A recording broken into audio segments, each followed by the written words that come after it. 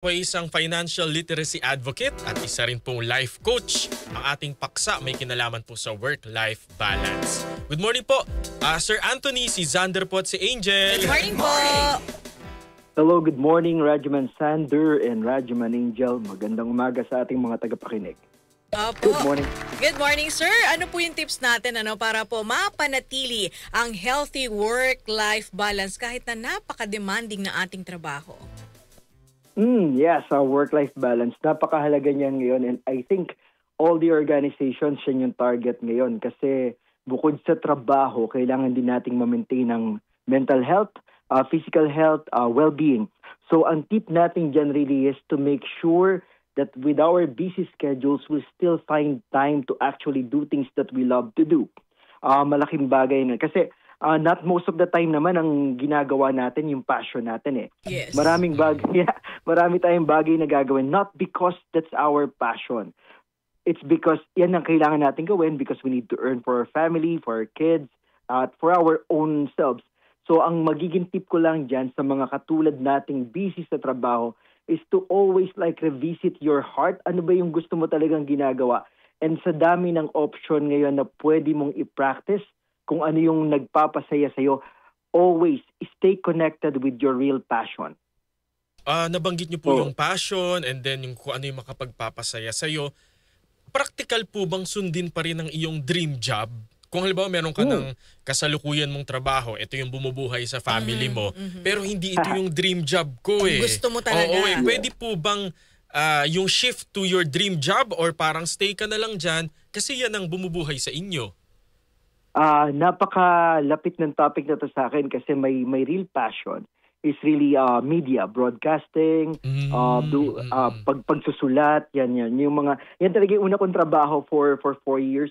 When I was 21 back in 2001, nagtrabaho ako sa media.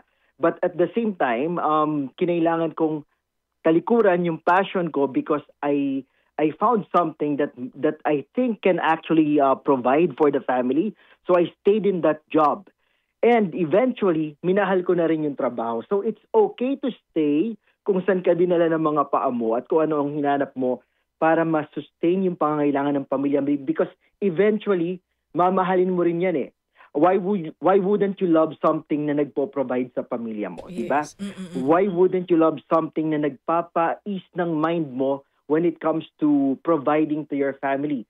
So, ang masasabi ko lang, while doing that, binibigyan ka rin niya ng empowerment to actually do what you are passionate about. Just an example, ako while I stayed in the outsourcing industry, I tried to actually do some stuff na connected pa rin sa passion ko, like nagbablog, and then at the same time, pag may pagkakataon, I actually guest sa mga radio programs to talk about anything under the sun. It's still doing what my passion is, while staying at the job that provides to the family, and at the same time, yung trabahong alam ko na hindi rin naman ako tinalikuran for the longest time. Opo. Kumbaga, you can stay where you are, dun sa trabahong nakatagpo ka ng fulfillment career-wise, but at the same time, having that actually gives you the empowerment to continue doing what you're passionate about. Opo. Hindi mo kailangang iwanan. Kasi kagaya po sa inyong profile, kayo po pala ay songwriter din. Wow. Yes. Yeah. Ang talented naman ni Sir Tony. Minsan sabi ko nag-iisip ako, bakit doon ako dinala?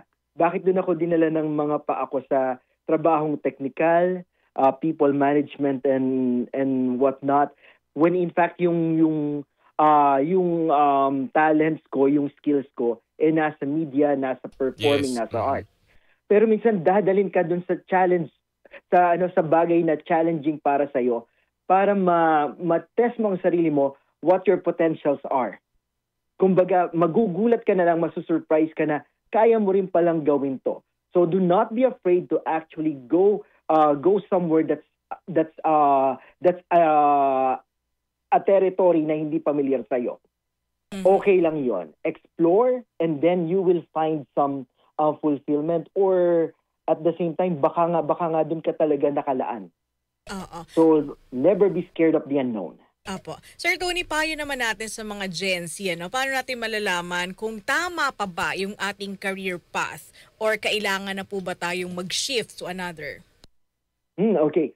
Good question, good question. Ang sasabihin ng iba dyan, kapag hindi ka na masaya, you have to transfer na. Kapag pakiramdam mo, dinadrag ka na lang sa trabaho mo, you have to go somewhere else and look for another job. Pero ako, ang prinsipyo ko dyan, habang mas nagiging mahirap, try to actually overcome the situation. Try to find in yourself na madaanan mo yung challenges ng trabaho. And then, after okay na, kapag payapa na yung, sabi nga natin, when the seas start to go calm, dun mo na pag-isipang mabuti. Tama bang lumipat ako? Should I still explore another avenue? Kasi di ba para yung sa pagdidesisyon, do not decide while you are emotional. Yes. Kasi nalilimutan mo yung mga dapat mong kine-check sa tick box. Kapag emotional ka, you can easily jump into another decision or a decision that can be wrong in the long run. Na dapat mo na lang panindigan dahil na pag-decidean mo na lumipat or iwanan yung trabaho mo. So, when you are facing a challenge sa current role mo, sa trabaho mo, try to overcome it. Try to actually consult people na senior sa'yo or people that you think will not just pamper your emotion. Mahalaga rin na makahanap ka ng mga taong kakausapin mo pero hindi papanigan lagi kung anong nasa isip mo. For one example, when I was sixth year on my BPO career, nangyari akala ko politics and whatnot. So gusto ko na mag-resign. Then I asked a friend, a close friend. Ito yung kaibigan na nagsabi sa akin na, sorry for the word, are you crazy? Magre-resign ka. Yang nangyari yan, lilipas din yan. 1 linggo, 2 linggo, malilimutan ng mga tao kung ano yung pinagdaanan mo. Pero kung umalis ka dito, 1 linggo, 2 linggo, na mo problema ka na sa bill mo, sila okay lang. Hindi sila naapektuhan ng kung ano nangyari sa'yo. Yun yung mga sinasabi kong you have to actually surround yourself with people, not only people who will pamper your emotion, but people who will actually tell you, this is we think what you should do. Opo. Sir Tony, kasi kadalasan sinasabi na burnout, nasa stress na ako sa trabaho ko, di ba? So paano natin, paano tayo makakapag-come up sa isang magandang desisyon na hindi po natin pagsisisihan sa bandang huli? Good. Use your PTO. Use your time off. Kasi ang mga kumpanya, meron yung mga planned PTOs. Ito ang sasabihin ko sa Pilipinas, mentality ng mga Pilipino na mahihiyayang mag-reach out sa boss para mag-file ng leave. Kasi ang pakiramdam ng Pilipino, kapag nag-leave siya, utang na loob niya yon. Kumbaga, yun yung mentalidad ng Pilipino. Ang natutunan ko sa International Environment Organization, it's your right. Karapatan mong mag-leave ka. You just have to file for leave of absence, connect with your boss, tell your situation, and apply for PTO. Kasi karapatan mo yan. And during those times na makakapag-time off ka, then you can actually reassess, revisit yourself, offload your mind with the troubles at work, at i-focus mo ang sarili mo na ano ba ang mahalaga sa akin. So yun ang payo ko sa mga nagtatrabaho ngayon. Kasi yung iba nahihiyang mag-take ng leave. Or makipag-usap sa boss. Opo. Pero Sir Anthony, halimbawa naman po, no, yung iyong trabaho, di ba sabi nyo, mag-leave ka, parang syempre mahalaga pa rin yung bakasyon, etc. Meron pong iba na pagkatapos ng kanilang work hours, halimbawa 9 to 5 yung trabaho, pag 5:01 na ng hapon, hindi na siya magbubukas ng Viber, email, etc. Parang kung meron mang message kayo, bahala kayo sa buhay nyo, bukas ko yan haharapin. Okay lang po ba yung ganong mentality? That is just right to do. So yan na ang sinusunod natin ngayon. Even sa mga international organization, if my schedule is only from 8 a.m. to 5 p.m., I will shut my laptop off at 5 and you can no longer contact me. But we always make sure that there's a notification. So meron tayong automatic response. Anytime na may mag-email sa atin, another email will be sent out informing the person that you are off for work already and you have limited access to email, and they will just receive a response from you once you are available. So okay lang yun. It's protecting your mental health. It is actually protecting your own time. And at the same time, okay lang yun dahil lahat tayo, hindi lang tayo nabubuhay for work. Outside work, we have things to attend to. At kailangan respetuhin natin yan for as long as there's the setting of the correct expectation ng mga katrabaho mo. Parang sa tingin ko po baka depende rin po sa Sir Anthony, sa industry. Sa nature ng work. Kasi, sa media, parang hindi po...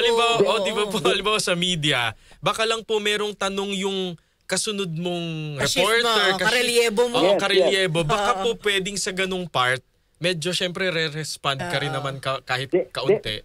Depende talaga sa industry yan at kung ano yung, sabi ko nga, kung ano ang sineset na expectation ng work environment mo. Halimbawa, ako mag-a-apply ako sa media.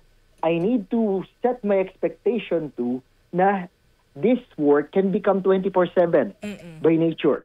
Yung pag doktor ka, pag nurse ka, kailangan on call ka. So it actually varies depende sa kung anong industry ang pinasok mo. But at the same time, hindi naman to dapat maging excuse to abuse our employees. Yes, opo. Na halimbawa ay alas 12 na ng hating gabi. Madaling araw na gigisingin ka. Doon mahalaga yung setting the right expectation. Yun. Pagpasok mo pa lang sa trabaho, pag-a-apply mo pa lang, ano ba dapat i-expect mo? Ready ka ba na magtrabaho ng weekend? Kasi ako kapag nag-hire ako ng empleyado, sa job description pa lang nilalagay ko na, this work is from 3 p.m. to 12 a.m. So dapat alam mo na yun na panggabi ka or panghapon. And then this has work on a weekend. So bago pa lang, sa simula pa lang, na-set ko na yung expectation mo na this is what I would expect you to do and deliver. Meron ho ba kayo na-encounter? Although parang nabasa ko to sa ibang mga article na meron daw ho na interviewee. Halimbawa po, sinet po ninyo yung interview niya ng 8 a.m. Nagsabi siya na hindi po ako pwede ng 8 a.m. kasi parang may gym ako. Yung mga ganun po. Yes. Pag ganun ho ba, nakaka-apekto sa pag-hire ninyo na parang, ganun ha, hindi na kita i-hire? O parang meron pa rin, parang iintindihin nyo pa rin po?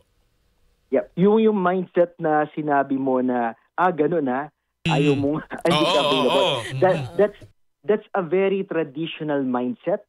Kasi ang mindset ngayon, it's okay to actually ask your applicant ano ang available time mo. Kasi ang mga na pala. Yes, ang mga kumpanya ngayon, we give value and we respect the time of applicants. Na aplikante ka, nirerespeto ka na. So that gives you an impression sa organisasyon na this organization respects our time. Ako pag nag-interview ko, ganun. Anong oras ka available? Yes. Kasi okay kami ni Kuya Sander, parang nasanay kami dati pag sabi mo 8 o'clock. Kailangan, nandun ka ng posturang-postura kasi or else walang tatanggap sa'yo. Yes. Ganun din ako noon. Ganun din ang mindset ko noon. At actually, na-judge ko yung applicant base sa hindi nila pagiging ready sa mga schedules or whatnot. Pero ngayon, pinapractice na ng mga organizations ngayon yung respect dun sa time ng applicant. Actually, masyadong pampered nga yung mga applicants ngayon. When they go to the office, may pamerienda pa dyan. Pakape pa. Talaga ba? Yeah. Oo, baliktad na pala. May ganon. We make sure na kasi sabi mo nga Gen Z, tumaas na rin kasi yung expectations ng mga applicants ngayon sa mga organization because they are very much exposed sa kung anong kultura ng iba't ibang malalaking industriya at kumpanya. So they have the options now. They have the visibility now to compare. Ganito si company X. Ganito si company Y. Doon ako kay company X because sobrang flexible. Yun. So now social media actually gave the chance for applicants to actually compare, assess kung saan nararapat yung skill set mo and at the same time yung personal requirements mo. Yun. Opo. Sir Tony, with that, baka meron pa po kayong mga pahabol na mensahe para po sa ating mga tagapakinig. Just continue looking for work na nare-respetuhin ang inyong mga pangangailangan bilang individual kasi napakahalagang bagay ngayon ang ang napapangalagaan din ang mga personal na pangangailangan ng trabahante at ng pamilya. Opo. Sir Anthony Bendo, maraming salamat po sa inyo, sir. Huwag kayong magsasawa, sir, ha? No problem, anytime. Thank you and Sir, good morning. Si Sir Anthony pa isang financial literacy